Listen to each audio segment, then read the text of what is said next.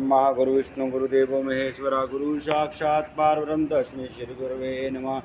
अखंडमंडलाकारं व्याप्तं येन चराचरं तत्पदं दर्शितं तस्मै श्री गुरवे नमः। ओम मंगलम भगवान विष्णु मंगलम गुरुदेव मंगलम पुंडरीकाक्षाय मंगलाय तन्नो हरि। ओम त्र्यंबकं यजामहे सुगंधिं पुष्टिवर्धनम् उर्वारुकमिव बंधनात् मृत्युर्मोक्षीमामृतात्। बोले गणपति गणेश भगवान की जय जयकारा सरस्वती माता जी दा बोल साचे दर।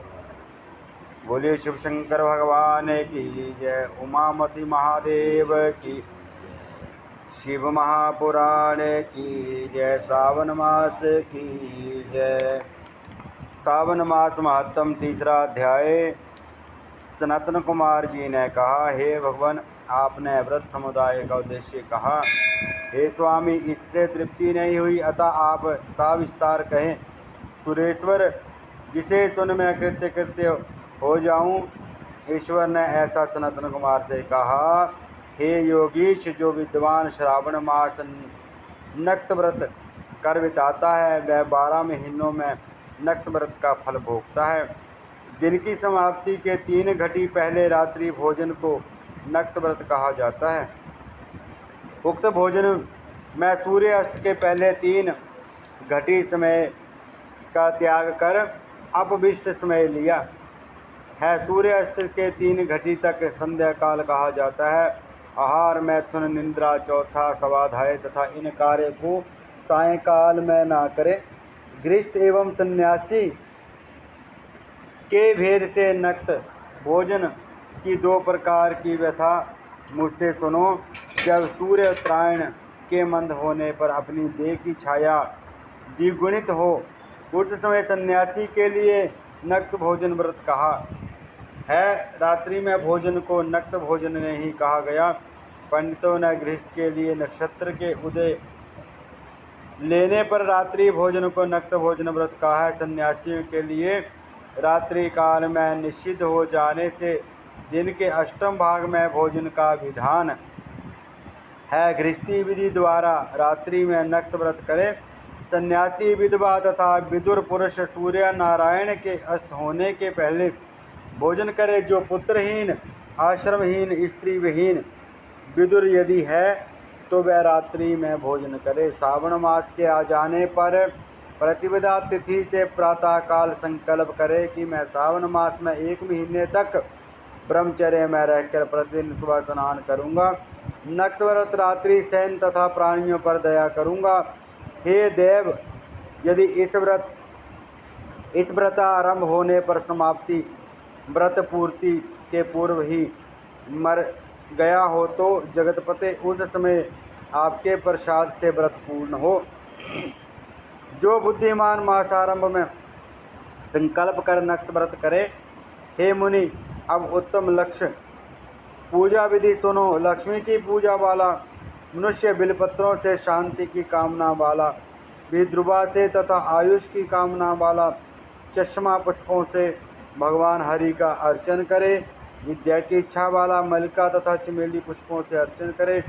तुलसी दलों से शिव और भगवान विष्णु प्रसन्न होते हैं। पुत्र की कामना वाला मनुष्य कटेरी पुष्पों से पूजन करे। दुष्स्वप्न नाश के लिए उत्तम धान्य से अर्चन करे। देव के सम्मुख रंगवली, पद्म, स्वस्तिक और चक्कर आदि बनाकर विभुक का अर्चन करे। यो संपूर्ण कामनाओं की सिद्धि के लिए सब पुष्पों से अर्चन करे। यदि लक्ष्य पूजा करता है तो शंकर प्रसन्न हो जाते हैं। अंत में उद्यापन करे। मंडप बनाकर मंडप के तीसरे भाग में वेदी बनावे। पुण्यावाहन कर ब्रह्म कर आचार्य वर्ण करे। मंडप में प्रवेश कर रात में गाना बजाना, शब्द और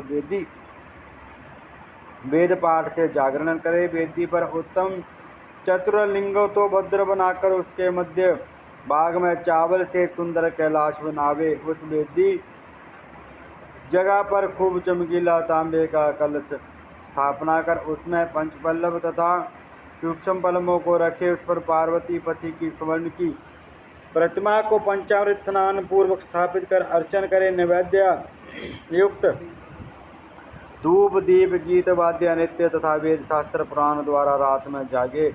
सुबह स्नान करे, पवित्र शास्त्रोक्त विधि से वेदी बनाए, तिल घृत पायस से मूल मंत्र गायत्री शिव सहस्त्र नाम से हवन करे। जिस मंत्र से पूजन किया उसी मंत्र से हवन करे। शर्करा घृत युक्त चरु से हवन करे, फिर षष्ठकृत होम कर पूर्णाहुति करे।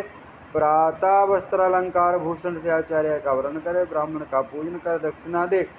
जिन मंत्रों से उमापति की लक्ष्य पूजा की उस चीज का दान करे। सोने की प्रतिमा बनाकर शंभू का अर्चन करे। यदि 1 महीने तक दीप जलाया हो तो उसे दान में दे। संपूर्ण इच्छा की सिद्धि के लिए सोने की चांदी का दिया बनाकर गौ घृत से युक्त कर दान दे। देवता से क्षमा प्रार्थना कर ब्राह्मण से हवन करावे। हे मुनि, जो मेरा अर्चन पूजा करता है मैं उस पर प्रसन्न हो जाता हूँ।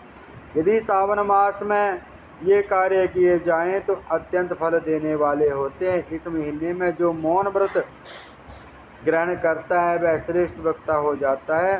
वह मौन व्रत दिन रात या दिन का हो या भोजन के समय का हो, मौन व्रत में घंटा या पुस्तक दान करे तो सब शास्त्रों की जानकारी कर लेता है। वेद और वेदांग का परमगामी हो जाता है।